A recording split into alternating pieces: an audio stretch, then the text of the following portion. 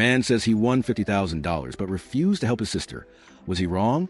I never expected to win anything in my life. I've always been the kind of guy who works hard, saves up, and keeps my expectations low. But last week, everything changed. I won $50,000 from a scratch-off lottery ticket. It wasn't a dramatic moment where confetti rained down on me. I was at a small gas station, grabbing a coffee on my way home from work. On a whim, I bought the ticket and scratched it off in my car. At first, I thought I had misread the numbers. I blinked, checked again, and then my heart started racing. $50,000. For a few minutes, I just sat there, gripping the ticket like someone was about to snatch it away.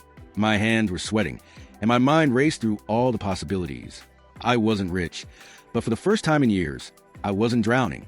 I could pay off my credit card debt, maybe even upgrade my car. Finally, something good had happened. Then my phone rang. It was Anna. Anna and I had a difficult relationship. To say the least, growing up, she was always the golden child. The one my parents showered with attention, while I was the one who had to be responsible. But the worst part? She stole from me. Constantly. At first, it was petty. A few dollars here and there from my piggy bank. I'd noticed the missing money, but assumed I had miscounted. But then, bigger things started disappearing. Birthday money from relatives, gift cards, even my favorite video games. When I confronted her, she denied everything, and my parents always believed her. She's your little sister. They'd say, why would she steal from you? It didn't matter that she had new things I knew she couldn't afford. I was the troublemaker for accusing her. As we got older, the theft escalated. She stole my savings for a laptop I had been working toward for a year. She took my clothes without asking and never returned them. The worst moment came when she stole my car at 16, crashed into a mailbox, and then blamed me. I had to use my savings to help pay for repairs. That was when I decided I was done. The moment I turned 18, I packed my things and left for college. I worked 2 jobs, struggled, and built a life for myself without my family's help. And now, years later, she was calling me out of the blue. When I saw Anna's name on my phone, I hesitated before answering. It had been months since we last spoke, and the last time she had asked for money, I sighed and picked up. Hey, little brother. Her voice was annoyingly cheerful, like nothing had happened. How have you been? Busy, I said. What do you want, Anna? She laughed nervously. Straight to the point, huh? Well, I heard you won some money. $50,000, right? That's incredible. I felt my stomach twist. How you even know that? Mom told me. She's so happy for you. There was a pause before she added, listen, I wouldn't be calling if it wasn't important. I need your help. Here we go again. Anna needed surgery. Something to do with her gallbladder. And she didn't have insurance to cover it. She claimed she was in pain, that she had nowhere else to turn. Please, she begged. I know we've had our differences, but this is life or death. I swear I'll pay you back. The words felt empty. She had never repaid a single thing she borrowed. I hesitated for a moment. Then the memories came flooding back. Every lie, every stolen dollar, every moment of betrayal. No, she exploded, screaming, crying, calling me selfish. How can you do this to me? I'm your sister. I hung up, then the guilt started. My parents were furious. She's your family. How can you turn your back on her? My mother sobbed, saying I would regret this when she was gone. My father was cold, calling me cruel. Friends were divided. Some said I had every right to refuse. Others told me I should help because it was a medical emergency. I ignored them all. The calls didn't stop. My phone buzzed nonstop with messages.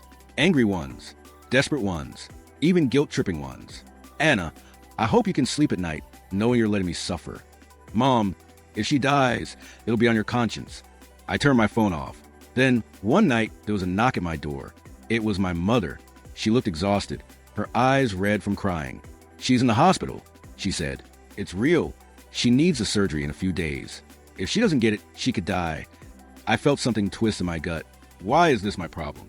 She stole from me for years, and you let her. People change, my mother said desperately. Can't you forgive? I had no answer. That night, I couldn't sleep. I stared at the ceiling, battling the voices in my head. The logical side said I owed her nothing. The emotional side whispered that she was still my sister. What if she really was different now? By morning, I made my decision. I walked into the hospital, feeling like I was making a mistake. Anna was weak, hooked up to IVs. When she saw me, her eyes widened in surprise. I didn't think you'd come, she admitted. I shouldn't have. She swallowed hard. I know I was a terrible sister. I was selfish, and I took from you because I thought I could get away with it. I don't expect forgiveness, but I'm sorry. For the first time, I saw real remorse in her eyes. I sighed and pulled out my checkbook. This doesn't fix anything. You will pay me back. Every cent. And this is the last thing I do for you. Tears welled in her eyes as she nodded. I understand. I handed her a check for $15,000. Just enough to cover the surgery. A loan, not a gift. Then I left. Days later, I got a text. Anna, surgery went well. I owe you my life. Thank you. I stared at it for a long time before replying. Just pay me back. Maybe this wasn't the ending she wanted. Maybe it wasn't the one I wanted either. But it was the only one I could live with. The days after the surgery were tense. My phone was still flooded with messages, mostly from my parents, telling me I had done the bare minimum and that I should be helping Anna more. They believed that my loan was heartless, and I should have given her the money outright. Anna, on the other hand, was silent. No texts, no calls.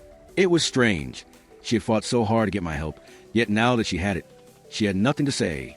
Maybe she was ashamed, or maybe she was just waiting for the right time to ask for more. A month passed. No sign of repayment.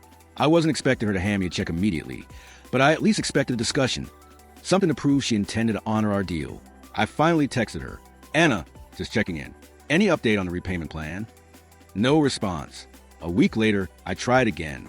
Anna, we had an agreement. Let's talk about repayment.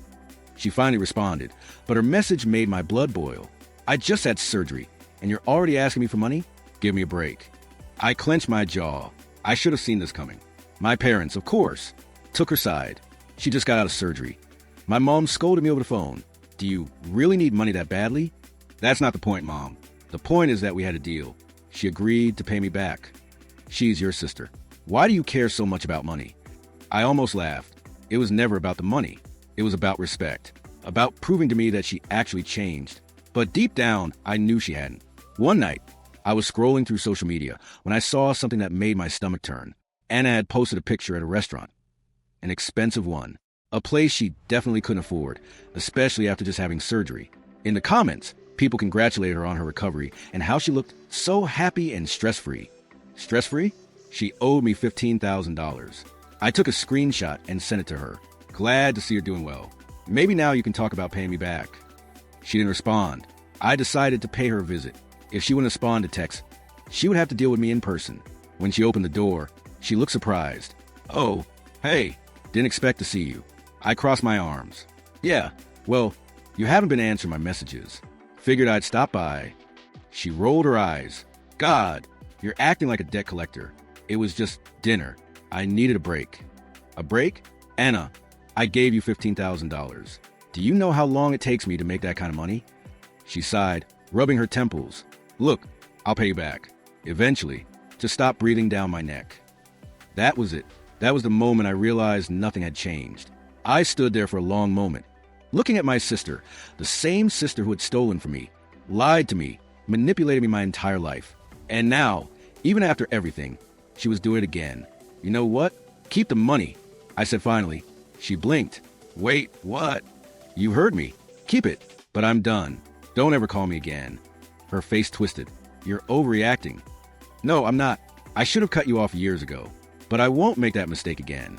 I turned and walked away, ignoring her calling my name. Weeks passed, and for the first time in my life, I felt free. No guilt, no stress.